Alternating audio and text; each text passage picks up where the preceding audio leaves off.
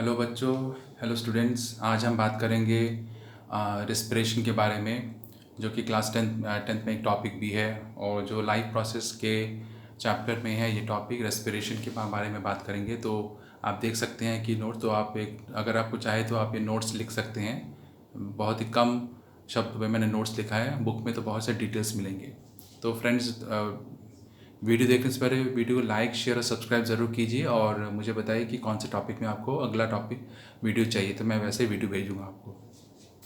तो आज बात करते हैं रेस्पिरेशन। देखिए वहाँ पे लिखा भी है, respiration is the process in living organisms which involves, एक क्या करते हैं, एक करते हैं गैसियस एक्सचेंज। तो गैसियस एक्सचेंज होते हैं लिविंग ऑर्गेनिजम्स में, चाहे प्लांट्स में हो चाहे एनिमल्स में हो। गैसियस एक्सचेंज होते हैं, वो होता है intake of oxygen from the atmosphere and release of carbon dioxide, जो कि ब्रीदिंग में होता है हम लोग में, राइट, रेस्पिरेशन में होते हैं। तो यही हम लोग क्या है कि respiration, the process of actually the releasing of energy from food is called respiration, है ना। तो इस रेस्पिरेशन में कौन सा प्रोसेस इन्वॉल्व होते हैं या क्या क्या इन्वॉल्व होते हैं? The process of respiration involving like taking of oxygen into the cells, उसके बाद using it for releasing energy by burning food, और उसके बाद then eliminating the waste products like carbon dioxide and water from the body. तो ये है respiration के बारे में। और जो सेकंड पॉइंट है वो है break down of simple food, जो मैंने अभी बताया। Break down of simple food in order to energy की make energy inside the cell, इसको हम बोलते हैं सेलुलर रेस्पिरेशन। तो सेल के अंदर में जो रेस्पिरेशन प्रोसेस होते हैं वो एक्चुअली उसको हम बोलते हैं सेलुलर रेस्पिरेशन, जो कि break down of simple food के माध्यम से होता है और उसी वजह से हमको एनर्जी भी मिलता है, राइट। तो हमारे जो रेस्पिरेशन होते हैं, द प्रोसेस रेस्पिरेशन कहाँ पे होते हैं, वो विच रिलीजेस एनर्जी, वो कहाँ पे टेक प्लेस करते हैं, वो करते हैं inside the cell of the body, ठीक है। सो ऑब्वियसली रेस्पिरेशन एसेंशियल है किन के लिए, for life, because it provides, क्या करते हैं हम लोग, it provides energy for carrying out all the life processes which are necessary to keep the organism alive, ठीक है।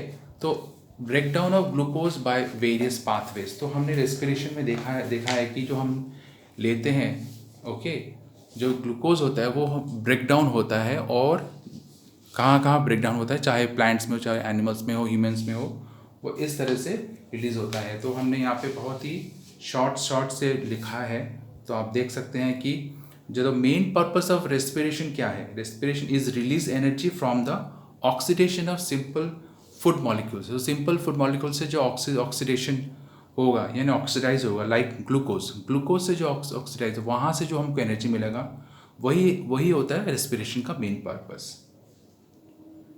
Respiration is nothing but just the opposite of photosynthesis, ठीक है। और उसके बाद हमने देखो वहाँ पे लिखा है कि जो ग्लूकोज और ब्रेक डाउन कैसे होता है। ग्लूकोज का जो फॉर्मूला है वो क्या है, केमिकल फॉर्मूला C6H12O6, और जो कि 6 कार्बन एटम कंपाउंड का है, ये आप दे सकते हैं। उसके बाद ये जब साइटोप्लाज्म में आता है, ओके, तो कौन सा प्रोसेस यहाँ पे यूज़ होता है, ग्लाइकोलिसिस। तो ग्लाइकोलिसिस जब प्रोसेस आता है तो वहाँ पे क्या फॉर्म करता है, पायरुविक एसिड और एनर्जी। तो ये पायरुविक एसिड है, ये 3 कार्बन कंपाउंड का एक हमको मिलता है।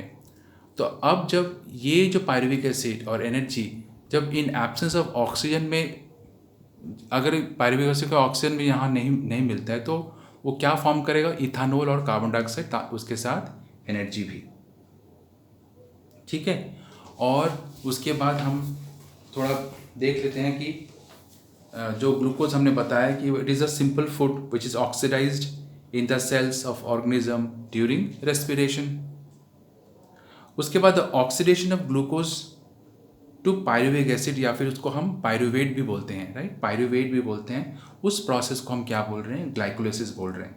तो ये कहाँ पे होता है, it occurs in the cytoplasm of the cell and not in mitochondria. तो माइटोकॉन्ड्रिया में नहीं होता है, ये साइटोप्लाज्म में होता है, ठीक है। और उसके बाद the oxidation of glucose to pyruvic acid does not require oxygen.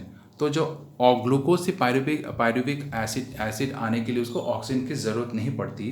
तो 1 मॉलिक्यूल ऑफ जो glucose on glycolysis produces 2 molecules of pyruvic acid. तो 1 molecule of glucose form 2 molecules of pyruvic acid. ये आपको याद रखना पड़ेगा, तो ऑब्वियसली मैंने अभी थोड़ी देर पहले बताया कि पायरुविक एसिड को हम पायरुवेट भी बोलते हैं, और ये एक 3 कार्बन एटम कंपाउंड है जो कि CH3CO COOH इसका फॉर्मूला है, और ये कीटोनिक कार्बोक्सिलिक एसिड है, जो अब जब बाद में हम देखेंगे कीटोन क्या है, कार्बोक्सिलिक एसिड। तो इसका फॉर्मूला है CH3CO COOH। ओके, तो उसके बाद इन एब्सेंस ऑफ ऑक्सीजन में जब ये आता है तो क्या फॉर्म करते हैं, ethanol and carbon dioxide, and उसके साथ एनर्जी भी, है ना।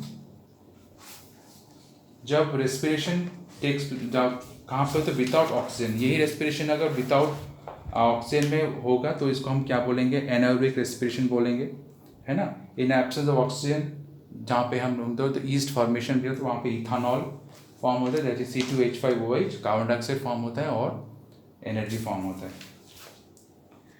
ठीक है। Energy in terms of ATP, energy in terms of ATP होता है। उसके बाद अगर इन एब्सेंस ऑक्सीजन, लेकिन इन मसल्स में, ह्यूमन के मसल्स में जब ऑक्सीजन नहीं पहुंचता है तब वहाँ पे क्या फॉर्म होता है, वहाँ पे फॉर्म होता है लैक्टिक एसिड और एनर्जी, जिसकी वजह से हमको क्रैम्प्स आते हैं, है ना। तो जो एनारोबिक रेस्पिरेशन कहाँ पे takes place, in our muscles में जब होते हैं, during vigorous physical activities, physical exercise, when oxygen gets used up faster in the muscle cells में ऑक्सीजन पूरी तरह से खत्म हो जाते हैं, and then can be supplied by the blood. जब ऑक्सीजन पूरी तरह से खत्म हो जाते हैं सेल्स में, तब वहाँ पे क्या होते हैं, तब वो फॉर्म करते हैं लैक्टिक एसिड और एनर्जी, जिसकी वजह से हमको क्रैम्प्स भी, यानी पेनफुल कॉन्ट्रैक्शन एंड एक्सपेंशन होते हैं, कॉन्ट्रैक्शन होते हैं मेनली मसल्स के, तो उसको हम क्रैम्प्स भी बोलते हैं। तो ये होता है। तो धीरे धीरे जो एक्यूमुलेशन ऑफ लैक्टिक एसिड होता है, तो वो क्या करते हैं, वो क्रैम्प्स में बदलाव करते हैं। और उसके बाद जब in presence oxygen that in mitochondria, यानी प्लांट्स में माइटोकॉन्ड्रिया में इन प्रेजेंस ऑक्सीजन क्या फॉर्म करते हैं, कार्बन डाइऑक्साइड एंड वाटर। यानी हमने अभी कहा था कि ये just the opposite of photosynthesis है, ठीक है। तो ये है कंप्लीट एक breakdown of glucose by various pathways. तो अलग अलग पाथवेज में, यानी जब एरोबिक रेस्पिरेशन है तब क्या फॉर्म करेगा, जब एनारोबिक रेस्पिरेशन है तब क्या फॉर्म करेगा, जब प्रेजेंस ऑफ ऑक्सीजन है तब क्या फॉर्म करेगा, इन टर्म्स ऑफ प्लांट्स में। तो अब देखो वहाँ पे क्या है, दूसरा रेस्पिरेशन के टॉपिक्स में क्या हम दिया है, in humans air takes the following path on entering the nostrils. जैसे नॉस्ट्रिल्स में जाते हैं तो कौन सा पाथ फॉलो करते हैं, नॉस्ट्रिल्स, नासल पैसेज, फैरिंग्स, लैरिंग्स, उसके बाद ट्रैकिया, ब्रोंकस, ब्रोंक्यूल और एल्वियस, तो ये फॉर्म करते हैं। तो एल्वियो क्या करते हैं, the alveoli of lungs are richly supplied with blood. बहुत एक तरह का जो बलून टाइप शेप होते हैं एल्वियो के, वो उसमें क्या होता है, richly supplied with blood and are sites where exchange of gases occurs between blood and the atmosphere। Atmosphere और ब्लड के बीच में जो ऑक्सीजन और कार्बन डाइऑक्साइड के बीच में जो एक्सचेंज गैसेस होते हैं, तो वो होता है यहीं पे एल्वियो में, ठीक है। उसके बाद हमने क्या देखा, in humans the respiratory pigment, हमारा रेस्पिरेटरी पिगमेंट कौन सा है, हीमोग्लोबिन। वो क्या करते हैं, कैरीज ऑक्सीजन फ्रॉम लंग्स से ऑक्सीजन लेते हैं to different tissues of the body. In plants में क्या होता है, gases exchange takes place through stomata. हम जानते हैं स्टोमाटा में फिर से exchange of gases takes place होते हैं। इन लीव्स में, स्टेम में कहाँ होते हैं, लेंटिसेल्स में होते हैं। And general surface of roots and transportation में भी इस तरह का हमारा जो गैसीय एक्सचेंज होते हैं वो भी होते हैं।